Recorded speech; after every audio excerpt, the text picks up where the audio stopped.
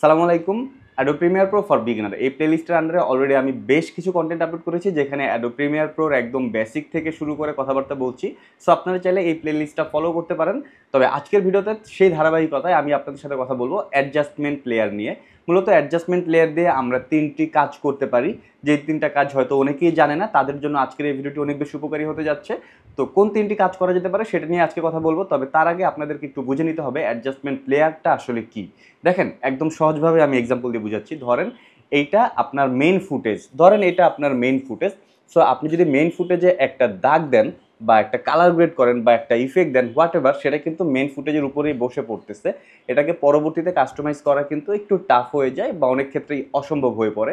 But যদি এটার উপর কাজ না করে আপনি এরকম একটি লেয়ার নিয়ে নেন, যেটার উপরে আপনি যতই কাজ করেন না কেন, যখন এটাকে এই লেয়ারের উপরে রাখবেন, তখন আপনার ফুটেজের উপরে দেখে মনে হয় যে ফুটেজের উপরে দাগ পড়ছে, বাট আসলে কিন্তু আপনি যদি এটা সরাই ফেলেন, আপনার ফুটেজটি আগের মতোই থাকছে।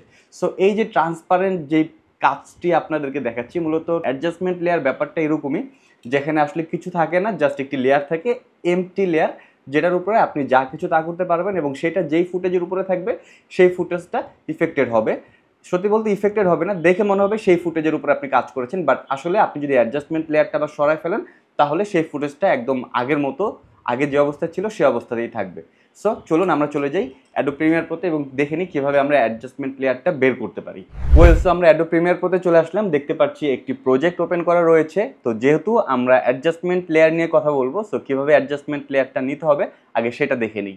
সো আমরা চলে আসবো প্রজেক্টের ঠিক নিচে, বেশ কিছু অপশন রয়েছে। এখানে আমরা নিউ আইটেম নামে একটি অপশন দেখছি, এটাতে প্রেস করলে এখান থেকে আমরা এই যে অ্যাডজাস্টমেন্ট লেয়ারটা দেখতে পাচ্ছি এইটাতে ক্লিক করব। তাহলে এরকম একটি বক্স চলে আসবে, যেখান থেকে আপনি ওয়াইড, হাইট, এই জিনিসগুলো সেট করতে পারবেন। সো 1920/1080 আর টাইম বেস 23 FPS বা 24, 50, 60, আমি 23ই রাখি। সো আপনারা এটা রাখতে পারেন। দেন আমরা এখান থেকে ওকে প্রেস করব। সো দেখতে পাচ্ছি এখানে অ্যাডজাস্টমেন্ট লেয়ার নামে একটি লেয়ার কিন্তু অলরেডি চলে এসেছে। সো এইটাকে এখন আমরা টান দিয়ে আমার যে কোনো একটা টাইমলাইনের মধ্যে নিয়ে আসবো। সো আমরা এখানে রাখলাম, যেটা হচ্ছে V2। সো এখানে রাখলাম, দেখতে পাচ্ছি অ্যাডজাস্টমেন্ট লেয়ারটা চলে এসেছে এবং অ্যাডজাস্টমেন্ট লেয়ারটা আমাদের ইচ্ছা মতো আমরা এভাবে টান দিয়ে বড় বা ছোট করতে পারবো। অ্যাডজাস্টমেন্ট লেয়ার নেওয়া শেষ, তবে এটা দিয়ে আসলে আমরা করবো কি? দেখেন, অ্যাডজাস্টমেন্ট লেয়ার নিয়ে আপনি নানা ধরনের কাজ করতে পারবেন। তবে আমি আপনাদের সাথে তিনটা বেসিক স্টেপ শেয়ার করব, যেই তিনটা কাজ আসলে পার্সোনালি আমাকে সবসময় করতে হয়। তো এই কাজটা যদি আমরা অ্যাডজাস্টমেন্ট লেয়ার দিয়ে করি, তাহলে আমার সময় অনেকাংশে কমে যাবে, আবার কষ্টও কম হবে। সো তিনটা কাজের মধ্যে প্রথম কাজ হচ্ছে কালার গ্রেড করা। ইয়েস, ধরুন আপনি কোনো একটা র ফুটেজের উপরে কালার গ্রেড করবেন। সো তখন যদি আপনি কালার গ্রেড এখান থেকে আমি চেঞ্জ করছি। সো এখন যেটা হচ্ছে, এখন কিন্তু আমার মেইন ফুটেজটা ইফেক্টেড হচ্ছে, আমার র ফুটেজটা কিন্তু চেঞ্জ হয়ে গেল, অরিজিনাল ফুটেজটা আমি পাচ্ছি না। বাট আমি এটা আন্ডু দিয়ে দিই। হোয়াট ইফ আমি এই কাজটা অরিজিনাল ফুটেজের উপর না করে অ্যাডজাস্টমেন্ট লেয়ারটাকে উপরে নিয়ে আসি এবং অ্যাডজাস্টমেন্ট লেয়ারের উপরে করি। দেখেন, এখন আমি এখান থেকে এক্সপোজার বাড়াচ্ছি, হাইলাইট কমাচ্ছি বা যা করছি, আমি এখান থেকে বেসিক কিছু কারেকশন হয়তো করছি। বাট আমি যদি এই অ্যাডজাস্টমেন্ট লেয়ারটাকে সরাই ফেলি, আমি দেখবো আমার ফুটেজটা কিন্তু র ফুটেজ যেমন ঠিক তেমনই ছিল, বাট অ্যাডজাস্টমেন্ট লেয়ার দেওয়ার পরে এটা চেঞ্জ হয়ে গিয়েছে। দেখেন, আগে ছিল এরকম, এখন হয়ে গিয়েছে এরকম। নট অনলি এইটা, আপনার যদি একই সাথে একই ধরনের ফুটেজ বা একই কালারের ফুটেজ যদি মাল্টিপল ফুটেজ থাকে, দেখেন এখানে আমি আরও 4টা ফুটেজ রেখেছি। সো সবগুলো ফুটেজকে যদি আপনি একটা একটা করে কালার গ্রেড না করতে চান, চাইলে আপনি এই অ্যাডজাস্টমেন্ট লেয়ারটাকে টান দিয়ে বড় করে দেন। তাহলে যেটা হবে, সবগুলো ফুটেজের উপরেই কিন্তু ওই কালারটা সেট হয়ে গেল। সো আপনি যদি এখন এখান থেকে এটা একটু অফ করে দেন, দেখতে পারবেন আগে ছিল এরকম, এখন হয়ে গিয়েছে এরকম। সো আপনি কালারটাকে খুব সহজেই কিন্তু অ্যাডজাস্টমেন্ট লেয়ারের মাধ্যমে মাল্টিপল ফুটেজের উপরে করতে পারছেন এবং আপনার র ফুটেজের কোনো ধরনের চেঞ্জ হচ্ছে না। সেকেন্ড কাজ হচ্ছে সিনে ফ্রেম অ্যাড করা। আমরা অনেক সময় আমাদের ভিডিওতে উপরের নিচে একটা ব্ল্যাক ফ্রেম অ্যাড করি, যেটাকে সিনে ফ্রেম বলে।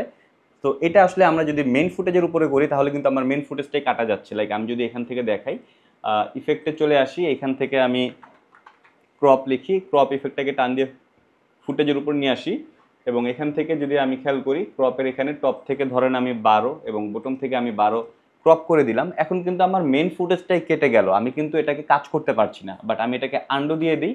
আমি যদি অ্যাডজাস্টমেন্ট লেয়ারটাকে এই ফুটেজের উপরে নিয়ে আসি এবং অ্যাডজাস্টমেন্ট লেয়ারের উপরে ক্রপ ইফেক্টটা দেই, অ্যান্ড এখান থেকে আমি টপ থেকে ধরেন 12 অ্যান্ড বোতন থেকে 12 দিই, তাহলে কিন্তু আমার মেন ফুটেজটা দেখেন আগের মতোই আছে, কিন্তু সিনে ফ্রেমটা অ্যাড হয়েছে অ্যাডজাস্টমেন্ট লেয়ার উপরে। এবং এটার আরও একটা সুবিধা আছে, সেটা হচ্ছে এই যে ধরেন আমি সিনে ফ্রেম অ্যাড করার পরে আমার উপরে নিচে হয়তো মাথাটা কাটা যাচ্ছে বা আমি একটু আপ ডাউন করতে চাচ্ছি, আমি কিন্তু এই ফুটেজটাকে ইজিলি ডাউন করতে পারবো। সো আমার মেন ফুটেজ যেহেতু কোনো প্রকার চেঞ্জ হয়নি, সো আমি কিন্তু এই কাজটা খুব সহজেই করতে পারছি।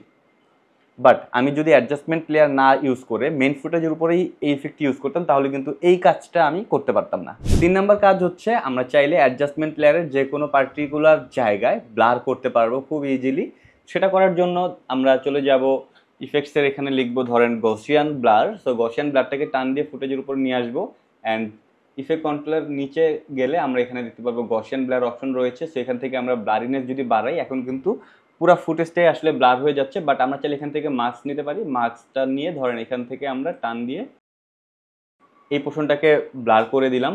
সো আমি কিন্তু ব্লার করে ফেললাম। এখন যদি আমি অ্যাডজাস্টমেন্ট লেয়ারটাকে অফ করে দিই, দেখবো আমার মেন ফুটেজটা কিন্তু ঠিকই আছে, বাট এই ব্লারটা মেনলি পড়েছে হচ্ছে অ্যাডজাস্টমেন্ট লেয়ার উপরে, এবং এই ব্লারের উপরে আমরা এখন চাইলে যে কোনো টেক্সট অ্যাড করতে পারবো। সো আমরা এখান থেকে যদি টেক্সট নিয়ে এখানে লিখি,